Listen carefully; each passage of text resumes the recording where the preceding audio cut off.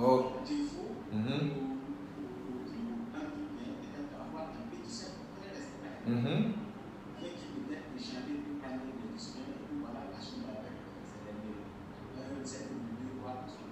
C'est ça.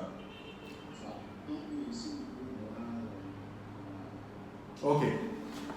Ok. Ce que je vais dire ici, c'est que lorsque vous prenez une décision et vous évitez par une démarche, vous essayez d'éviter par la démarche même de prise de décision, vous faites en sorte que cette décision soit la mieux élaborée possible.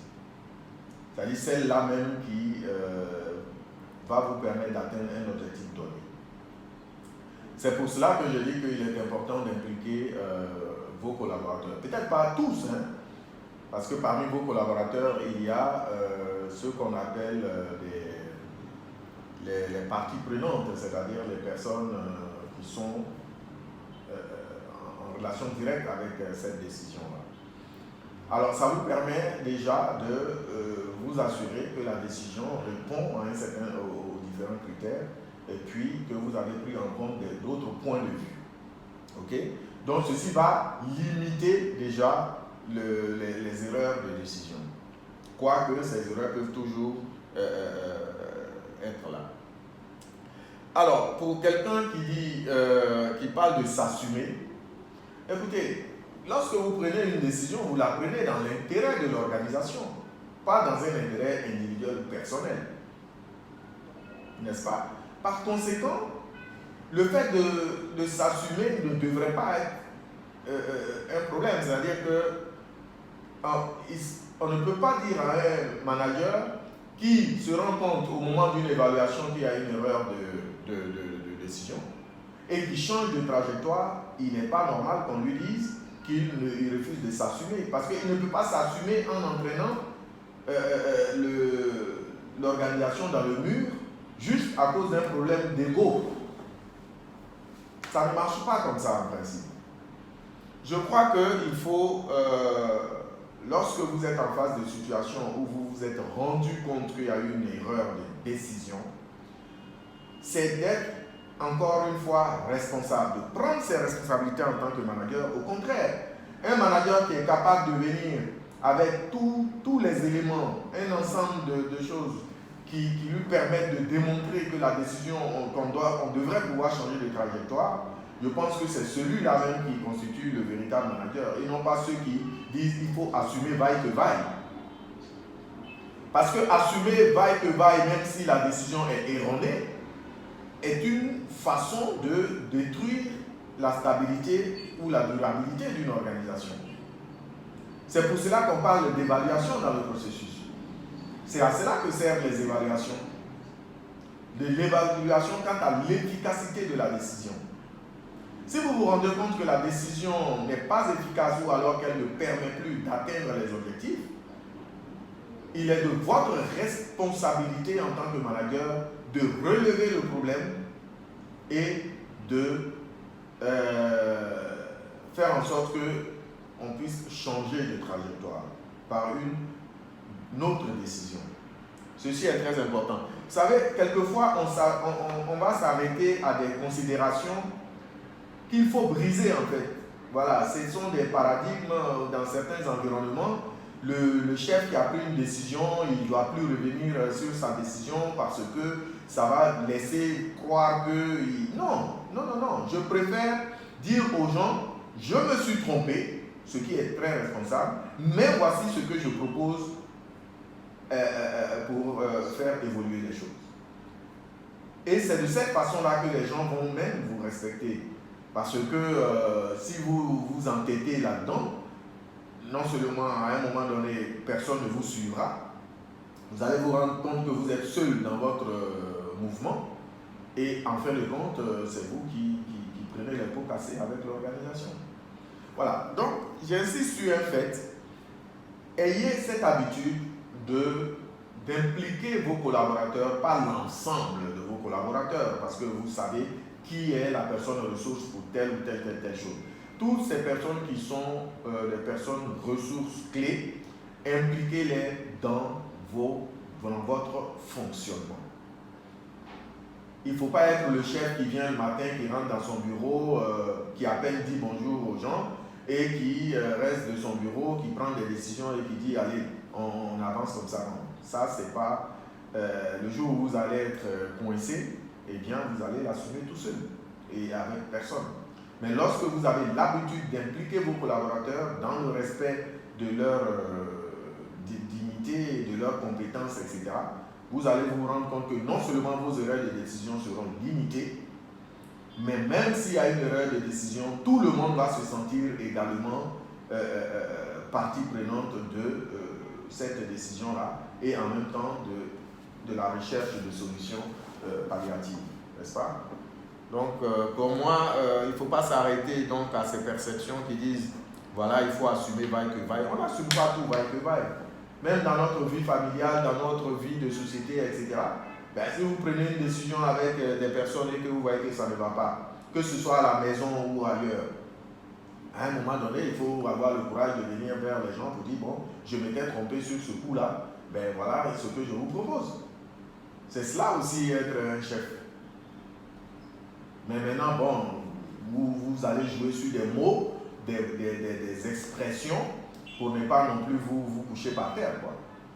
Mais toujours est-il que vous devez faire comprendre qu'il y a un problème et qu'il faut changer de direction. Voilà. Merci, monsieur Belém. Oui? Oui, monsieur Kofi? Bonjour, professeur. Vraiment, merci pour vos interventions. Merci à vous. Mais par peu de discrétion, je voulais intervenir concernant le carnaval du changement de trajectoire. Oui.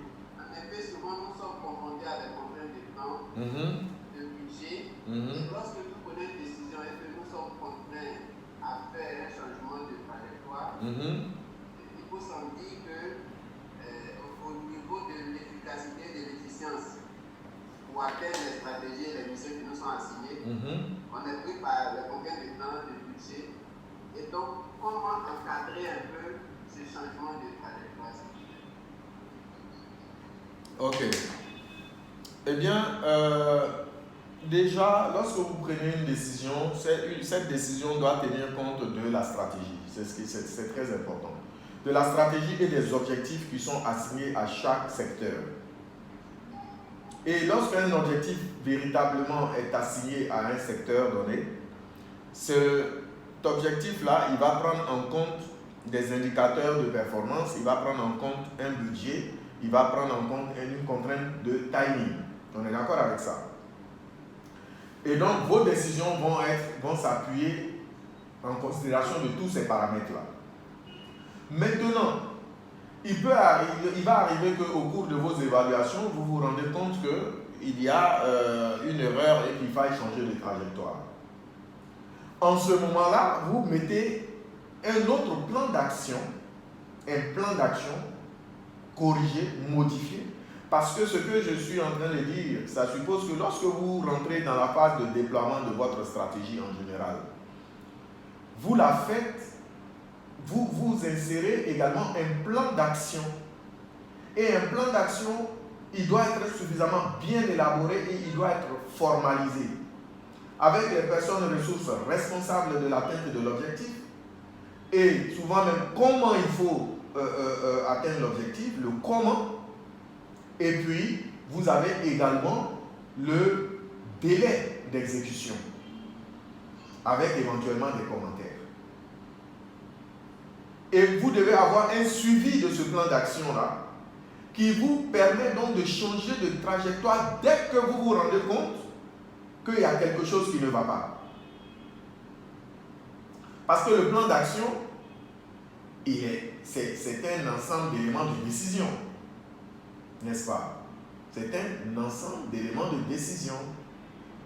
Et à partir du moment où il intègre les personnes ressources, le comment atteindre l'objectif, le timing, et puis, comment on appelle ça, le budget et tout ça, ben, en ce moment-là, l'encadrement que vous pouvez faire, encore une fois, c'est de corriger à travers vos réunions de suivi de plan d'action, c'est de corriger les décisions sinon les objectifs qui font l'objet de difficultés. Parce que parallèlement à ça, vous avez des indicateurs de performance que vous analysez au fur et à mesure. Vous voyez que la fonction de manager, c'est en même temps, c'est comme une tour de contrôle.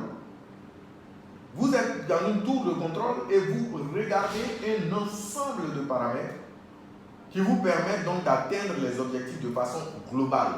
Bien évidemment en passant par des décisions individuelles. Donc si vous vous rendez compte que ce changement de trajectoire est nécessaire, en ce moment-là, vous le corrigez. Vous le corrigez dans votre plan d'action. Ça veut dire que vous avez un plan d'action révisé et vous ne le faites pas dans votre coin, vous le faites avec une équipe, donc votre équipe, et vous allez intégrer toutes les questions de contraintes, de temps, de budget, etc. Et c'est cela qui va vous permettre d'avoir un plan d'action révisé. Lorsque vous avez respecté toutes ces étapes-là, développement stratégique, déploiement avec plan d'action cohérent, clair et organisé, associé à ça un suivi de ce plan d'action et de l'exécution donc du travail avec l'évolution de l'atteinte des objectifs, mais vous vous rendrez compte que vous allez de façon quasi systématique être dans un processus de changement de trajectoire à chaque fois que cela serait nécessaire et vous allez en avoir les moyens puisque vous suivez votre affaire. Donc, pour parler de comment on peut encadrer donc, ce changement de trajectoire, je dirais tout simplement qu'il faut, après avoir développé sa stratégie, après avoir fait les choix stratégiques et tout ça, mettre en place, définir les objectifs, il faut mettre en place un plan d'action cohérent, clair et formalisé. N'est-ce pas? Pour moi, c'est le meilleur encadrement que vous pouvez faire quant au changement de trajectoire, parce que c'est le suivi de ce plan d'action-là qui va vous donner les orientations et vous faire prendre en compte les contraintes budgétaires, les contraintes de temps, les contraintes de budget, etc. etc. Et même les contraintes même organisationnelles, pourquoi pas. Voilà. Oui. Oui. Oui, allez-y, je vous en prie. Oui, bon. Moi, lorsqu'on met une action, oui, c'est pour régler un problème normalement qui a été identifié quelque part. Oui. Bon, vous avez parlé des raisons, de l'identification des raisons des erreurs décisionnelles. Oui, il y a des erreurs décisionnelles, oui. Vous avez parlé de l'excès de confiance. Oui. Vous avez parlé de la gratification immédiate. Oui. Je voudrais savoir, est-ce qu'on ne pourrait pas aussi parler d'un mauvais diagnostic, par exemple, qui a été fait? Mais bien sûr. Bien sûr. Vous voyez que lorsque nous parlions initialement du volet management stratégique, je vais peut-être revenir sur un point ici qui va vous rappeler avant d'arriver à un déploiement stratégique, etc., vous avez d'abord le diagnostic stratégique. Et ce diagnostic stratégique-là, je vous ai dit qu'il faut le rendre formel. Il faut vraiment s'asseoir et travailler sur le diagnostic stratégique. Et ce diagnostic stratégique doit prendre en compte un certain nombre d'éléments qui sont les forces, les faiblesses, les opportunités et les menaces. Et j'ai même dit à un moment donné qu'il fallait avoir l'honnêteté d'élaborer ces choses-là